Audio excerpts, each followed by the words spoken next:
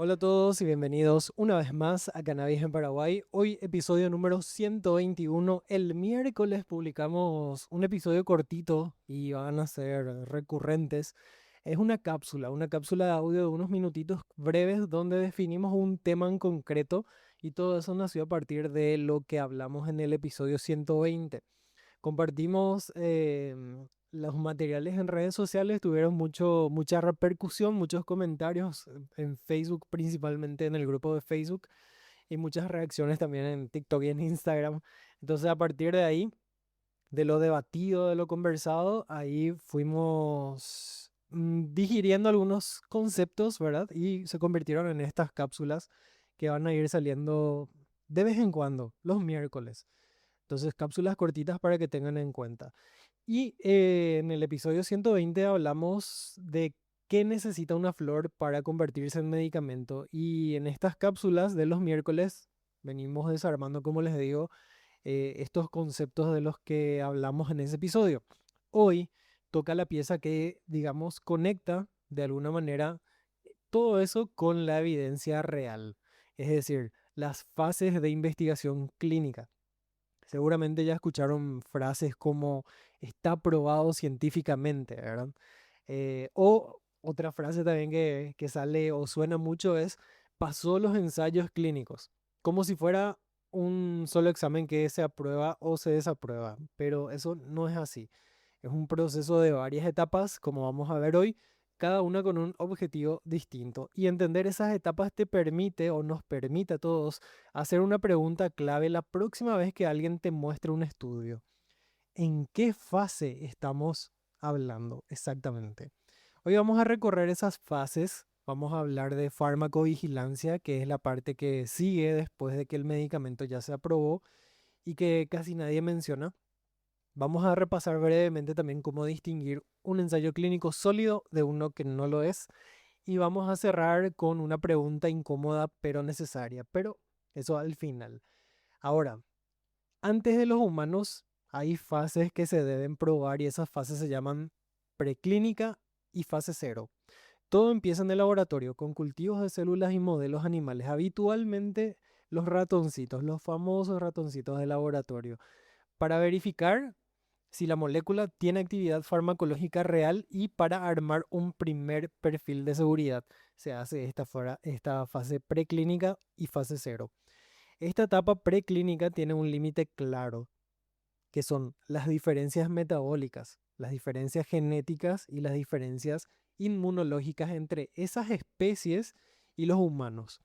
Entonces, todos esos límites hacen que no todo lo que funciona en un ratón se sostenga después en una persona.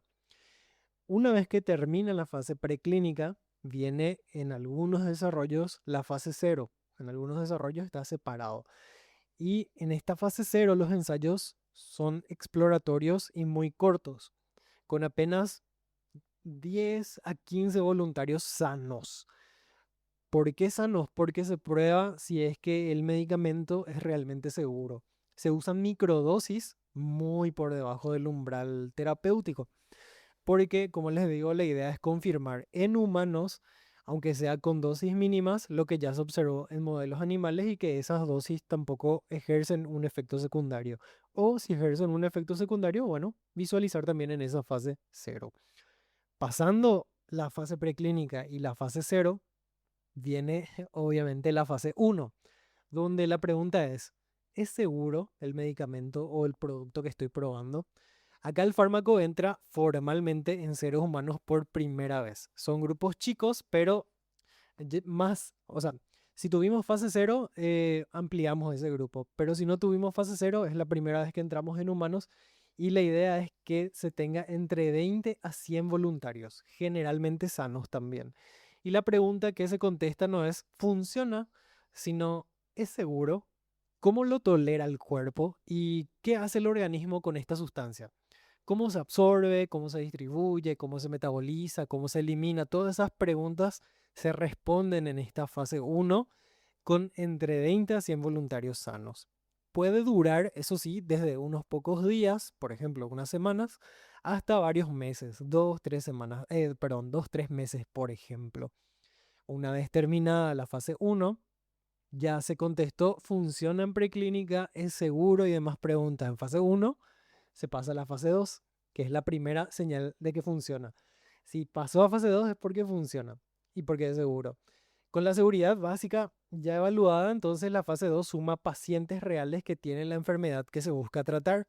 Y acá se amplía el grupo de personas, ya se habla de 50 a 300 personas. Y lo que se busca es la primera señal objetiva de eficacia y se empieza a definir cuál sería la dosis óptima para seguir adelante. Se sigue vigilando de cerca todos los efectos secundarios, pero ahora en la población que realmente va a usar el tratamiento. Puede durar de varios meses, 6 meses, 9 meses, hasta casi 2 años esta fase 2. Acá sí tratamos con pacientes.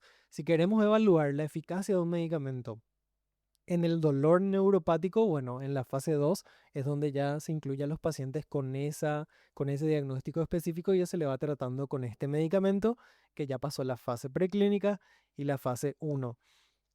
Cuando termina la fase 2, pasamos a la fase 3, que sería la prueba de fuego. Esta es la fase confirmatoria a gran escala. Acá ya se habla de cientos o incluso miles de pacientes y en muchos casos en varios hospitales, digo bien, y en muchos casos también en varios hospitales de varios países a la vez. Y esto sería lo que se conoce como un estudio multicéntrico. Varios centros, varios hospitales en varios países van probando el mismo medicamento con pacientes que tienen el mismo diagnóstico. El objetivo es confirmar de forma, pero definitiva, que este tratamiento funciona y que es seguro. Y se compara directamente contra un placebo o contra el tratamiento estándar que ya existe en el mercado. Es también la fase que detecta reacciones adversas poco frecuentes y la que sostiene la solicitud formal de registro sanitario. Acá ya podemos hablar de una duración de 1 a varios años. Se habla de 5 años, puede llegar incluso a 10 años tranquilamente. Un dato importante para no perder de vista en este punto es que un solo estudio con resultado positivo, por más entusiasmante que suene, no alcanza para decir que algo, digamos, entre comillas, está probado. La ciencia le exige a un tratamiento la acumulación de evidencia consistente y esto tiene que ser, valga la redundancia, consistente en varios ensayos de fase 3. No un hallazgo aislado que podría deberse al azar. Eso es lo que se busca eliminar, que sea azaroso, que sea por mera suerte, sino que se busca que sea algo seguro. Entonces, se busca que tampoco se deba a sesgos locales o a fallas metodológicas, por eso también es muy importante los ensayos multicéntricos y en varios países, ¿verdad? Ahora, terminada la fase 3, recordando, preclínica que puede durar unos días, fase 1 que puede durar hasta unos meses, ¿verdad? Y ya tenés más o menos, qué sé yo, 4 o 5 meses de fase. Pasás a fase 2 que ya puede durar 2 años, ¿verdad? Y ya tenés 2 años y medio de que tu producto es seguro. Si llegaste a fase 3 le enchufaste unos 5 años o más, o sea, son 7 años en total desde preclínica hasta fase 3 confirmando que tu producto es seguro, que no tiene ningún efecto secundario o que los efectos secundarios son mínimos comparados con el beneficio que obtienen los pacientes, ¿verdad? Ahí se pasa a la fase 4 y farmacovigilancia. La farmacovigilancia es el trabajo que nunca termina, ¿verdad? Acá en esta parte que casi nadie menciona cuando habla de medicamento aprobado, es el proceso que no termina con el registro sanitario. Una vez que el producto ya se vende y se consume en la vida real, se activa de forma indefinida para siempre un sistema de farmacovigilancia. ¿Qué significa esto en la práctica? Que médicos y farmacéuticos tienen la obligación ética y legal, o sea, la obligación ética y la obligación legal de reportar cualquier sospecha de reacción adversa que vean en sus pacientes. Es la manera de detectar efectos secundarios raros también. Esos que solo aparecen en, qué sé yo, 1 de cada 10.000 pacientes. O también interacciones con otros medicamentos que ningún ensayo clínico, por más grande que sea, alcanzó a ver antes de la aprobación, ¿verdad? Que suele pasar. Es decir, aprobar un medicamento no es la meta final, es el momento en el que empieza otro tipo de vigilancia, sostenida en el tiempo sobre millones de personas en condiciones reales que ningún ensayo clínico pudo o puede replicar completamente. Ahora, Dijimos también que íbamos a tocar este punto. ¿Cómo reconocer un ensayo clínico sólido? En pocas palabras. No hace falta ser investigador para hacerse las preguntas correctas frente a un estudio. Algunas de las más importantes, les voy a dejar acá en este episodio, son: ¿se hizo en seres humanos o solo en células o solo en animales de laboratorio? Esta pregunta es fundamental. Segunda pregunta sería: ¿fue aleatorizado con grupos control y placebo? Y de ser posible a doble ciego. O sea, doble ciego significa que ni el paciente ni el médico sabían quién recibió qué medicamento, ¿verdad? Ese tipo de estudios son bastante sólidos. Otra pregunta es: ¿el tamaño de la muestra es razonable o son apenas un puñado de pacientes? Recuerden que mientras más cantidad de pacientes evaluados, menor es la posibilidad de que el resultado sea por azar. Y también los resultados son más fiables, por ende. Otra pregunta es: ¿el protocolo se registró de antemano en una base pública? Hay bases públicas de protocolos, por ejemplo, clinicaltrials.gov. Pueden entrar ahí, hay protocolos de ensayos clínicos también que uno puede leer, ¿verdad? Y la otra pregunta es, hay varias, ¿verdad? Pero una última que les dejo es si los resultados se pueden reproducir en otro lugar, por otro equipo, con el mismo protocolo. Eso sería enfocando a, por ejemplo, si el estudio no es multicéntrico, pero si se tiene todo el protocolo y demás, ¿será que se puede reproducir? Bueno, eso es importante.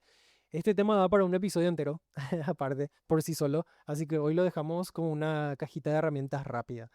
Si un estudio no puede contestar bien la mayoría de estas preguntas, conviene tomar sus conclusiones con mucha cautela, queridos oyentes. Y bueno, antes de terminar, acá vale la pena ser honestos con algo que a veces se pasa por alto. Nada de este proceso es gratis y la inversión escala fuerte a medida que avanzan las fases. La etapa preclínica ya requiere presupuestos considerables, y tenemos los valores de los costos, ¿verdad? La fase preclínica tranquilamente puede costar máximo $1 millón. Eso, uno bien hecho, en un laboratorio completamente equipado, con todos los ensayos habidos y por haber. Así que 100% seguridad. La fase uno, al ser más chica, es la más accesible de las tres etapas en humanos. La fase uno, bueno, ahí puede variar bastante los costos, pero máximo puede costar en $1,500,000. Así bien hecho, con 100 voluntarios sanos y todos los ensayos que se tengan que hacer. Y eso ya incluye un estudio de fase uno de, qué sé yo, hasta 6 meses, ¿sí? Más o menos. La fase 2. Bueno, la fase 2 ya tenemos más pacientes y ya se hace el análisis de eficacia más complejos y ahí sube notablemente el costo, puede llegar incluso tranquilamente a $7 millones, pero ya se habla de un estudio de 300 pacientes con 2 años de ensayos, evaluación preliminar de eficacia, selección de dosis definitiva, etcétera, etcétera, etcétera.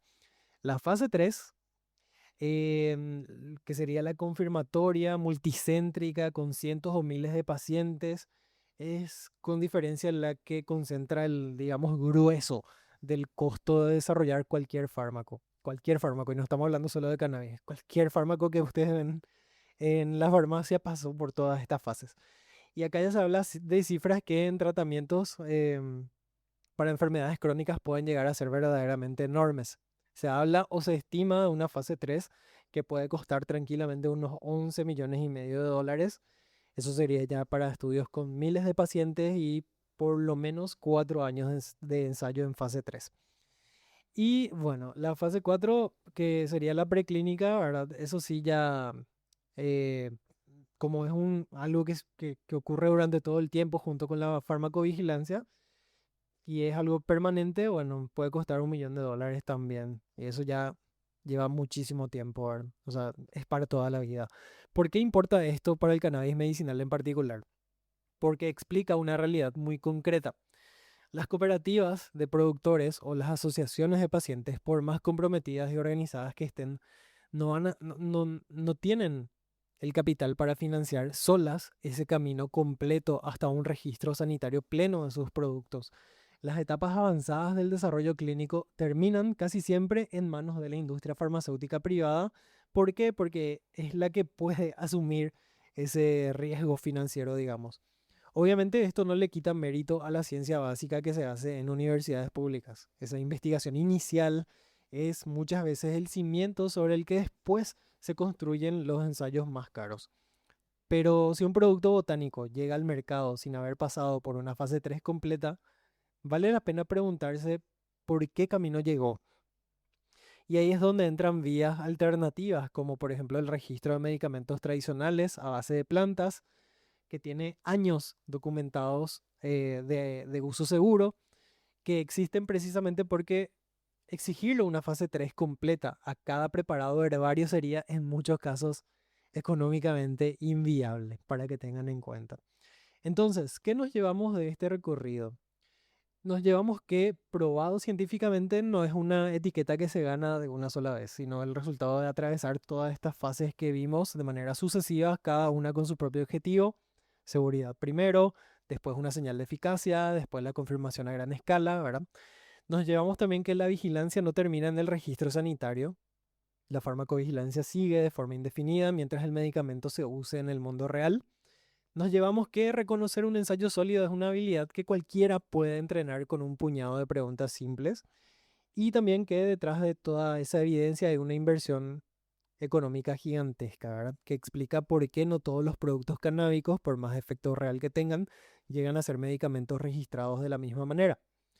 Como siempre, esto es apenas una pincelada del detalle completo de cada una de estas fases, la tabla de costos con sus cifras exactas y la lista completa de preguntas para evaluar un ensayo clínico van a estar disponibles en la guía que estoy armando, preparando para publicar en la página de Tefri, donde van a poder acceder quienes quieran. Así que les dejo algunas preguntas para reflexionar.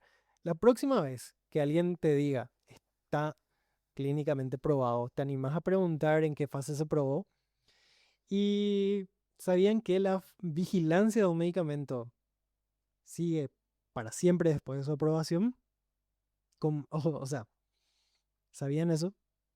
Y si el costo de la fase 3 completa es tan alto que solo la industria privada puede afrontarlo, ¿qué rol debería jugar el Estado o la universidad pública en el desarrollo de cannabis medicinal en Paraguay? Esa pregunta última, por favor, contesten en los comentarios. Así que nos escuchamos en una próxima edición. Será hasta entonces, no se pierdan las cápsulas y nosotros nos escuchamos nuevamente el viernes. Será hasta entonces, chau chau.